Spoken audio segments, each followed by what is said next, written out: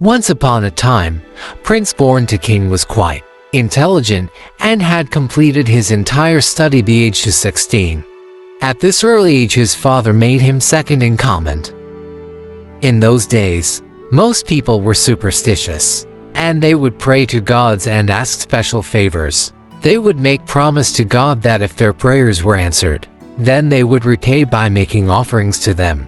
In addition to flowers and food, they will promise to kill animals like goat, lambs, chicken, etc. as offering. Prince saw all this and thought, these helpless animals are also subject of king, so I must protect them. People commit these unwholesome acts due to ignorance and superstition in name of religion, but this cannot be true religion. For true religion offers life as it really is, not killing. True religion offers peace of mind, not cruelty. But I fear that these people believe in fire superstitions too strongly and won't give them up, which is sad. Perhaps I can find a way to use their belief to put to good use. So, I must begin to make plan to let fire superstition help them.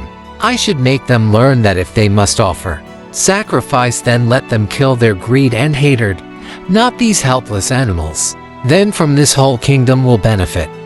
So Prince devised a clever plan. Every often, he would rode in his grand chariot to banyan tree just outside city. This was tree where people prayed and made offering to. Every time Prince came, people would see him offering things like flour, food, water, etc., but not animal sacrifice even once. News spread about his offerings and people started to believe that he was also a true believer of God who resides in banyan tree. In due time, king retired and Prince was made new king. He started to rule kingdom. He ruled as a righteous king and started schemes which would benefit people for his kingdom. Because of this, he was respected and trusted by his subjects as honorable king. Then one day, he decided that it was right time to carry out rest of his plan. So he called all ministers and leading citizens of his kingdom to royal assembly and said, "Worthy ministers and my loyal subjects, do you know how I was able to make sure that I would become a king?" No one answered. He continued, "Do you remember that I often went to banyan tree and made sweet and wonderful offerings to God?" Everyone replied, "Yes, yes." Then he said, "At each of those times, I made a promise to God that if I become king, then I will offer you a special sacrifice. So now I must keep my promise and offer God the special sacrifice." Everyone replied, "We must prepare this sacrifice at once.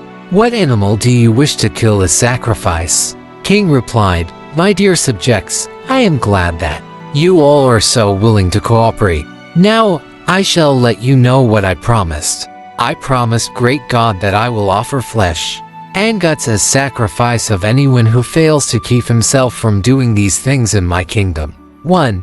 Anyone who destroys innocent, takes what is not given. 3. Does wrong to others and speak falsely. Being superstitious. All those in royal assembly agreed that everyone announcement should be made, and anyone who was found doing any of these acts would be offered to God as offering for peace and safety of king and kingdom. Announcement were made throughout kingdom, and everyone learned about it and didn't dare to do any one of these things. King thought to himself, such power of superstition that these people cannot see that first step as to give up killing. If I sacrificed one of my subjects, I would be next on altar. And such is power of superstition that I could make such promise and never have to carry it out. Moral: even in wrong belief can be used for positive one if one think carefully.